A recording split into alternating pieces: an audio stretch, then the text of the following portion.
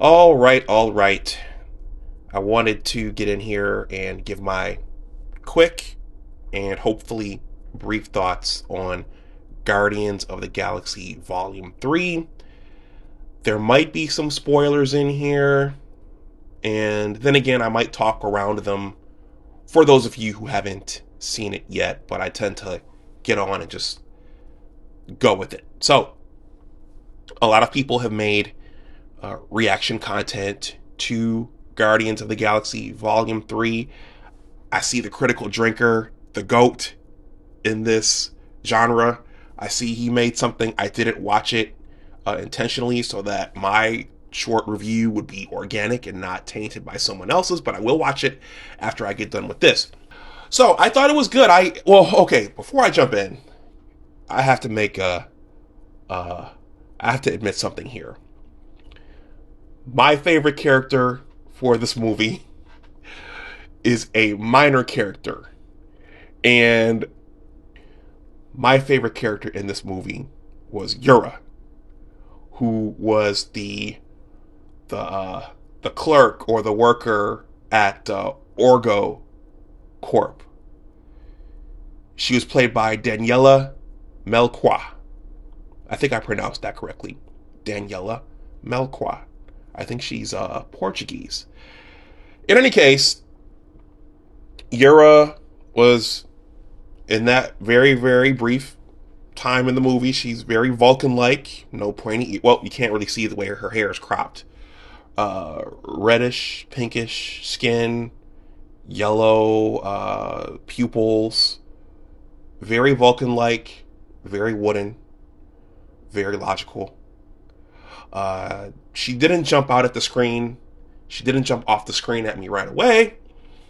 But the more I think Quill tried to push up on her, and the more she was on the screen, I have to admit, I kind of said, whoa, who is this? Who is that? So her name is Daniela Melchior. I don't know what else she's acted in, but I just had to look her up for this because for me, she's my favorite character in the movie. Okay, now that that's out of the way, that's probably something people wouldn't have expected, but she's very breathtaking, and I was very enamored with her in that character. Anyway, I've probably just gotten myself in trouble. Anyway, I liked it. It's what I expected. Lots of comedy, lots of play between Drax and Mantis and Nebula and Star-Lord, and of course Gamora is not the old Gamora who was in love with Quill. She's kind of icy towards Quill. So I thought all that was cool. A lot of aliens, a lot of special effects, a lot of explosions, a lot of music. This time, 80s music. So I liked it. I was entertained, but I thought this one was very, very cool and very, very unique in that it was science based. We got to see the origin of Rocket Raccoon. I'm gonna admit, I was not a collector of Marvel Comics from my youth, so I'm learning these characters as I'm watching the movies, and that's not necessarily a good thing because you're relying on Marvel and Disney to portray them the way they're supposed to be portrayed. But I thought it was cool to see Rocket Raccoon's backstory. His story underpinned the majority of the movie, and as a scientist myself, I was very, very intrigued by it. Humanizing animals, putting robotics on animals, and performing experiments on animals. I can't speak to the robotics side, but being a biological scientist, I do have experience performing experiments with animals, and I'll just leave that there. So it was very, very, intriguing. It was very, very good, and I think Bradley Cooper, he must have voiced Rocket from the time he was a child up until the point he became the Rocket that we all know or that we've all seen in all the movies at this point. The snarky, confident, in your face Rocket Raccoon, who many of the other characters have referred to as Rabbit and other rodent species. So I thought that was good. I thought the villain in the movie, the High Evolutionary, played by Chuck Woody Iwuji. Did I say that right? Chuck Woody Iwuji. Yeah, I thought he was a good bad guy. He was a scientist, a twisted scientist, a mad scientist who sought to create his own world with his own beings who were, I guess, higher, who were more evolved than humans. And it turned out that he accidentally, this is a spoiler.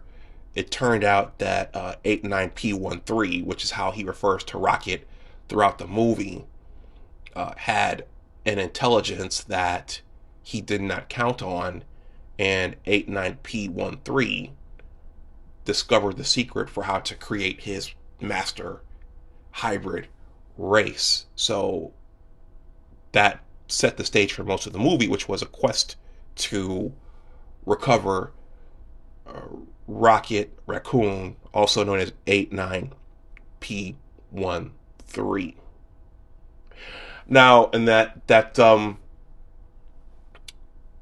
in terms of the music, I liked the Beastie Boys scene towards the end.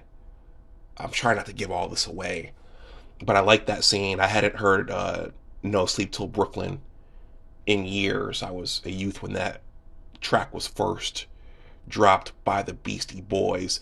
But interestingly, when they defeated the High Evolutionary, it looked like they called back to Captain America the First Avenger when Steve Rogers fought the Red Skull for the first time, when the Red Skull was wearing his mask, and in the process of the fight, his mask started to come off, and then he tore it off. I think they did a similar thing here with the High Evolutionary after his melee in his battle with the Guardians. Part of his face was, well, I don't want to give it away, but I thought that it was a bit of a call back to that. Adam Warlock, I heard a lot of talk about Adam Warlock again, not being well studied on the lore. I was unfamiliar with Adam Warlock. I know that there was an Easter egg in, I think it was the ending of Volume 2, where he was in his cocoon / sarcophagus.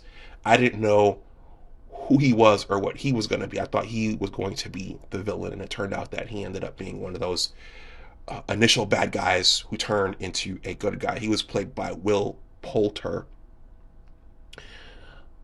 Mantis grew on me. I liked Mantis a little bit more in this movie. Mantis was played by Pom Clementif. I think I said that right. Pom Clementif, who was a French actress. Yeah, Daniela Melicoir, she is a Portuguese actress. So Mantis grew on me in this one. I didn't quite know what to make of her in Volume 2 when they recruited her from Ego's world, but she grew on me. I don't have much else to say about this. This was made for, I think, adults and children alike, with the other animals and the other test subjects for the High Evolutionaries experiments. It looks like Star-Lord is going to return. They're probably all going to return in whatever is going to come next in Phase 5. I'm hoping that they're able to resurrect this thing. There's a strong sentiment out there that Marvel Disney will not be able to resurrect this thing, and it's past the point of no return. But my question with all of this is, what's our overarching story? That's what made Phases 1, 2, and 3 spectacular. The fact that there was an overarching story, the fact that there was an overarching bad guy that caused everyone to have to come together. What's going on now? Now, I know the Jonathan Majors thing has probably thrown all of this into chaos in terms of an overarching villain.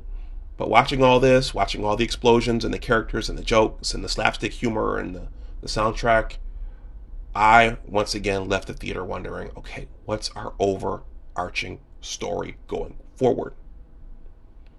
So we'll see. And I'm going to stop this here. This is Big Discussions 76 Entertainment and Media. First of all, please like this video, please share it, and please subscribe to my channel. If you want to donate something to the channel, that information is below in the description box. Also, please consider joining the Big Words LLC Newsletter. In addition to being a YouTube content creator, I'm also a writer with 2 blogs and a book project on the way. And with that, I will wrap this up. Stay safe out there, everyone. As always, remember that your attitude determines your altitude. And always try to do your best. Take care, and I will talk to you the next time. Good job, James Gunn, on this one. You and your brother, Sean Gunn, and his whistle thing, and that dart thing that I can't think of his name. Yondu's dart thing. Good job, Gunn brothers. I don't know if this will be James Gunn's last Marvel movie ever, but hopefully he's hard at work resurrecting the DC EU. All right, take care, everyone. Bye-bye.